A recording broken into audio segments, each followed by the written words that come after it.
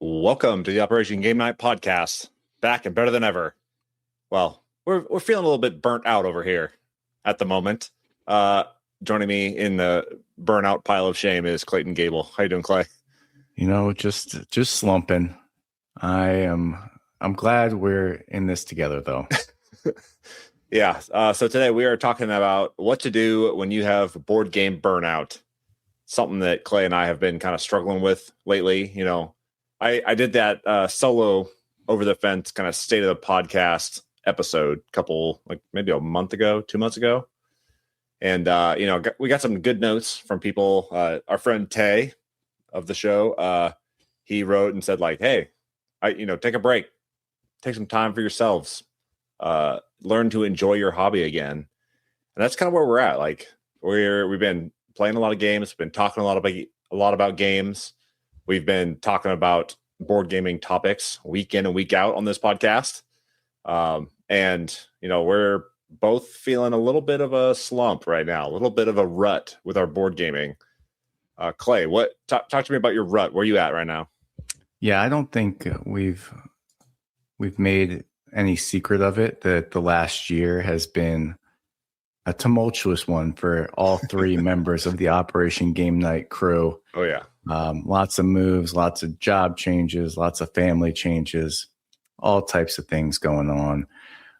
But yeah, the past couple weeks, I've just had on a couple occasions, one night I had viticulture all set up and I got it set up. I was excited to play it with Mary. And then it was just like, 8:30 and it's like, I really don't feel like playing this right now. It's going to be late. I don't feel like thinking about it. And I just packed it up.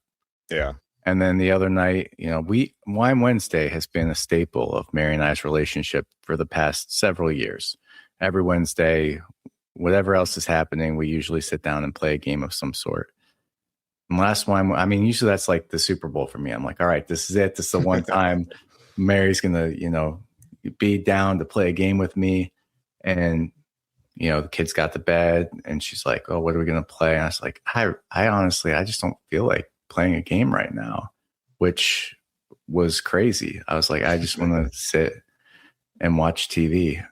And it's just a culmination of things really, right? I mean, board gaming is not the easiest hobby to engage with. It asks a lot of you. Oh, yeah. Especially if you're the one that is driving the board gaming all the time, which I think since our group has kind of disintegrated, all of us have had to be the ones that are driving every game night, every game. You learn the rules, you set it up, you have to teach people. And at a certain point of time when it was all of us together and, you taught some of the games and learned some of the games and Jared would as well. And like everybody was excited and on board about every game, it keeps you going. But when you're like constantly the one trying to push that, even if it goes well, even if you have people that are like generally down to play a game,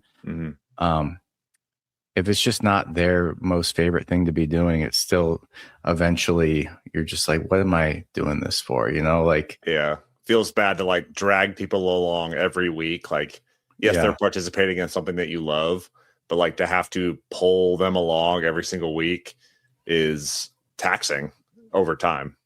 Yeah. Yeah. And that's just where I've been with it, on top of just a busier family and, kids' activity life and everything else going with that. Dogs walking into my office, it's just, you can't really, I can't keep it up.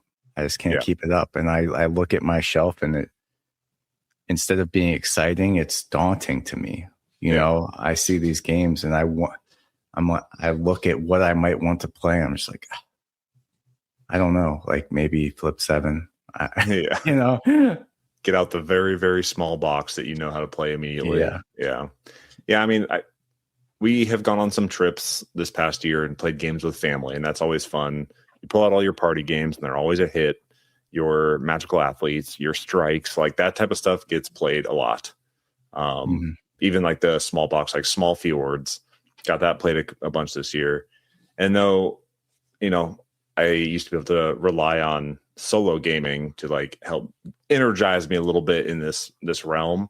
But when that's like your primary option for play right now, which is where we're at, playing solo games all the time, just it's hard to open them up and learn them and set them up just for you to play them by yourself and then put them away. Like that's like you are, oh, got babies knocking at the door. Yeah. This is a perfect timing. You know, my wife just opened the door. I heard my kids yelling at each other. My dog came in the room. Your Gwen's got something to say out there. Yeah. Life gets in the way sometimes, for sure. And it's not that there's not great games out there that are exciting and I would love to play someday. It's just like, well, you get into these like slumps where the hobby has to take a backseat. I think we're both there right now. And we want to keep Operation Game Night going, of course. I've enjoyed doing this so much and like meeting all sorts of fun people and having fun discussions and getting cool designers and publishers on here. Like that's been really like helped me engage with board gaming on a different level than I was ever expecting to. But right now the hobby side of it is having to take a little bit of a back seat. And you want to shout out your article by Joel Lee from Shelf Gamer? Yeah. I as we talked about this, we were, as we usually do the day before we're about to record a podcast, we're like, hey, what are we going to talk about today? And I was like, I don't really have anything. I haven't been playing much, just some basic stuff with the kids or whatever. And Travis like, yeah, I don't really, maybe I could talk about this thing or that thing. And I was like, maybe we could just talk about being burnt out. And then I did a little Googling and I found an article from, who'd you say it was? Joel Lee from Shelf Gamer. Yeah. And it's a great article about what to do when you're burned out on board games.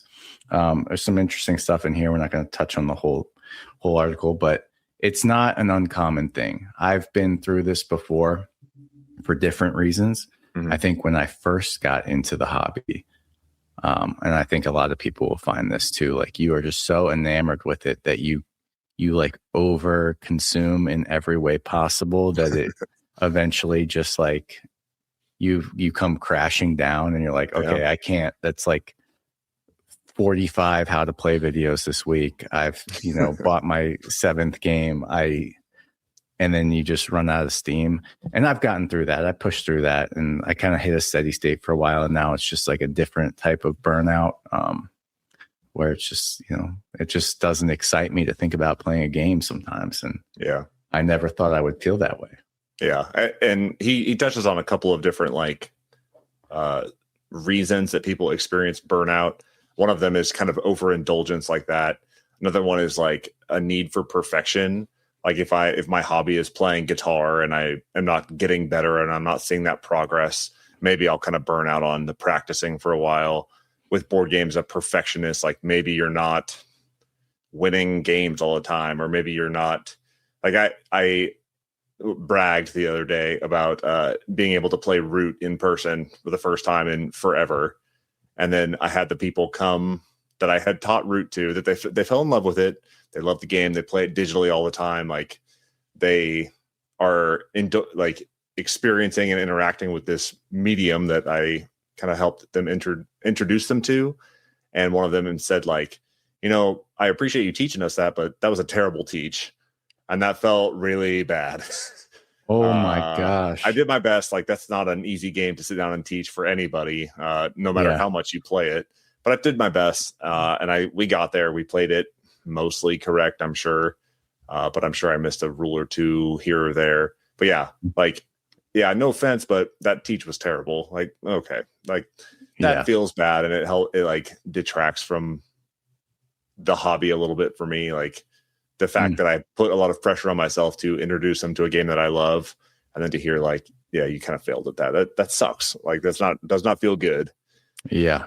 But a couple of the other reasons is like, you're not balancing properly. Maybe you have so many hobbies and you're going all in on one. Maybe you're not balancing your hobby properly with your life stuff that's going on. maybe you're just like overstimulated with all of the media out there for your hobby, which is definitely the case for board gaming. You know, you you back one Kickstarter and all of a sudden it's like just Kickstarter and GameFound and stuff all over your social media streams, all over your inbox. Like, it's crazy the amount of emails I get from Kickstarter and GameFound on a day-to-day basis.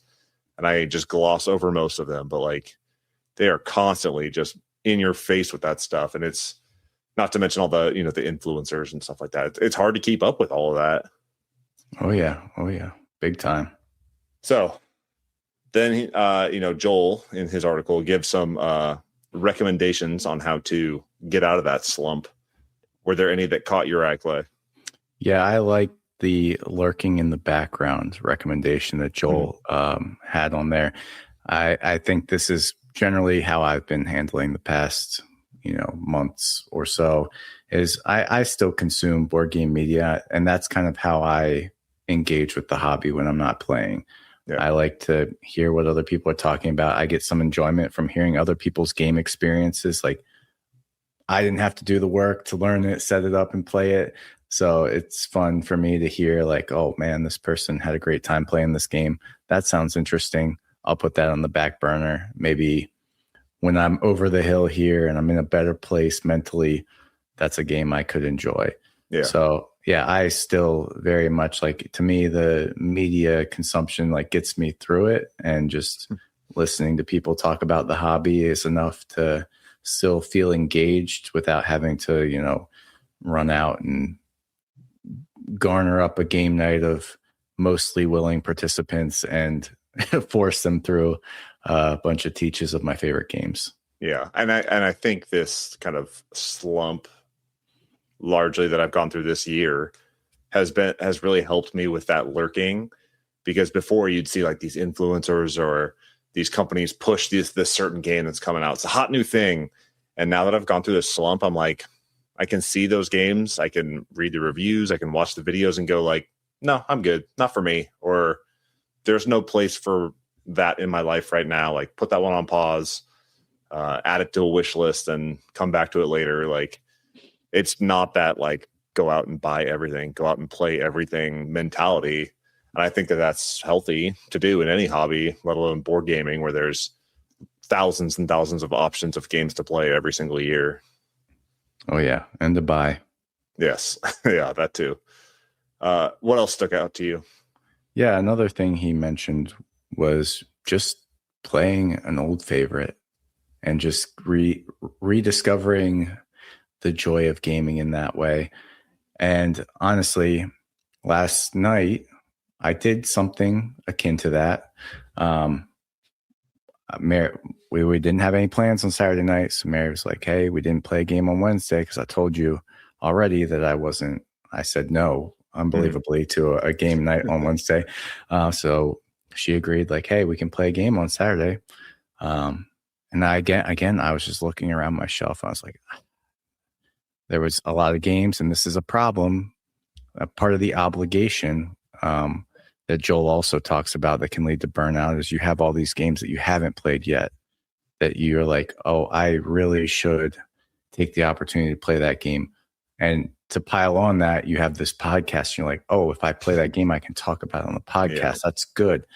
But it just felt like so much. And I just pulled out FinSpan. I was nice. Like, I like FinSpan. We can sit here, we can put our fish out, we can go diving, and we can score a ton of points, and it'll be nice.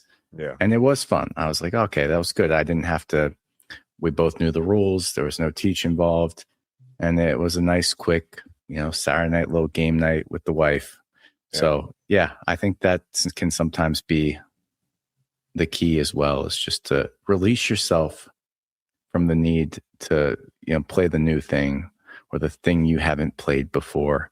Yeah. Just play an old favorite. I like that. Yeah. One of the other ones that he talked about was like a way to get out of the slump is to try and rebalance between your hobbies or between your life and your hobbies.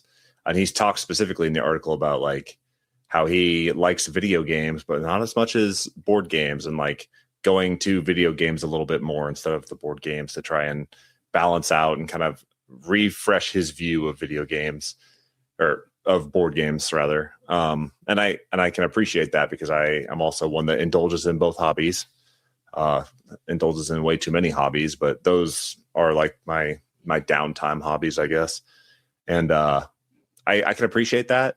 But even right now, like we are collaborating with Vic on a Resident Evil playthrough series on the Games y Moss podcast. And I'm enjoying that. I love playing those games. I think it's great. It's fun to talk with Vic always. Super energetic guy. I love hanging out with that guy. Vic never gets burnt out, I bet. He's a hard charger for sure. Yeah. But like I want to do a good job, and I don't want to let him down. So I have been putting some effort into that. Plus, like, balancing what games I'm playing on a week-to-week basis.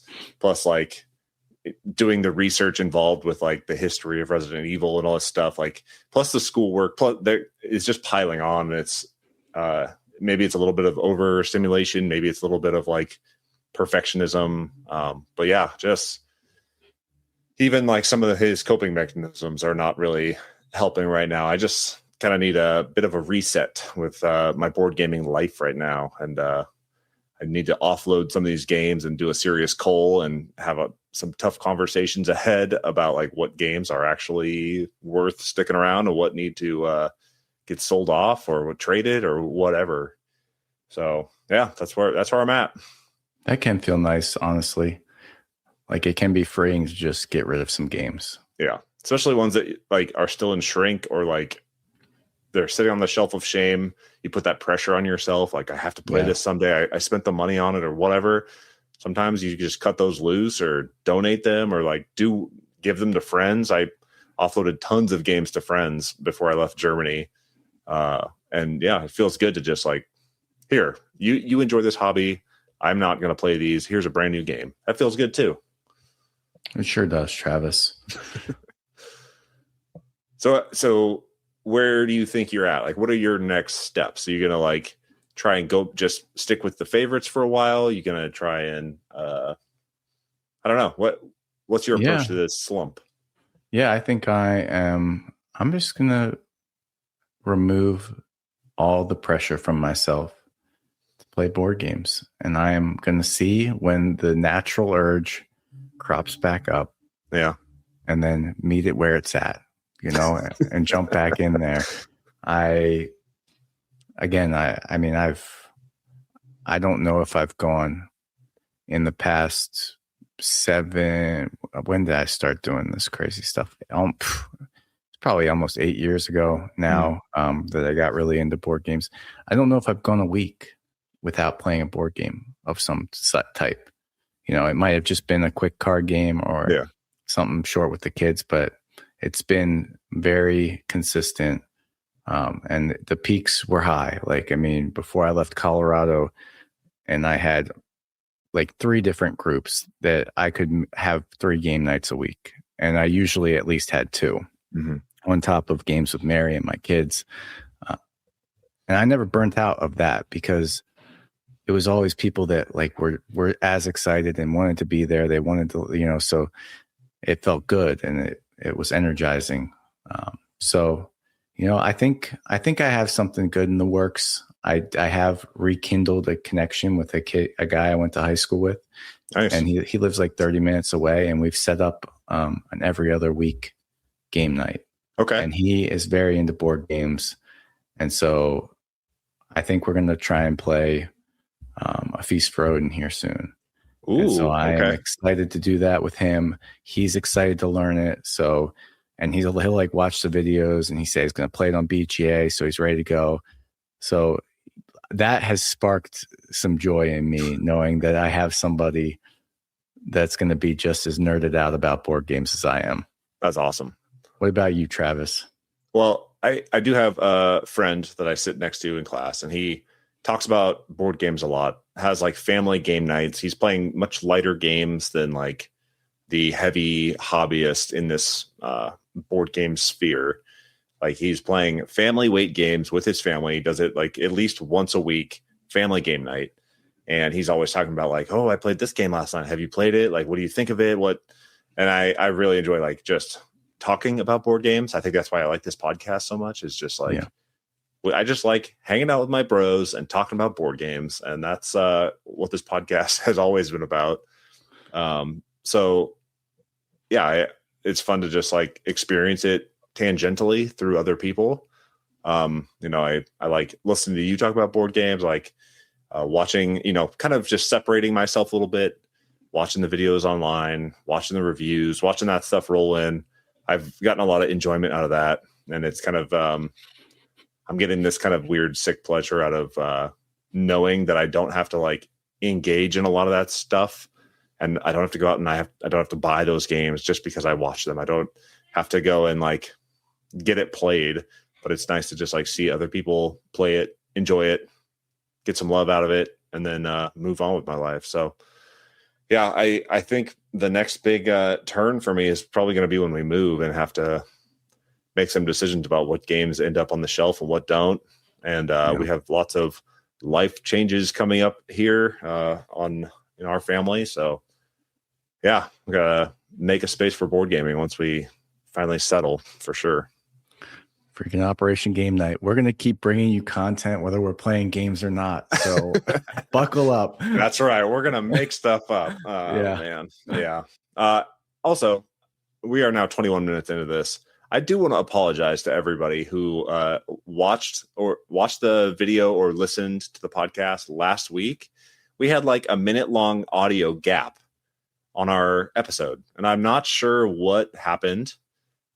It was fine when I listened to it. It was fine when I uploaded it.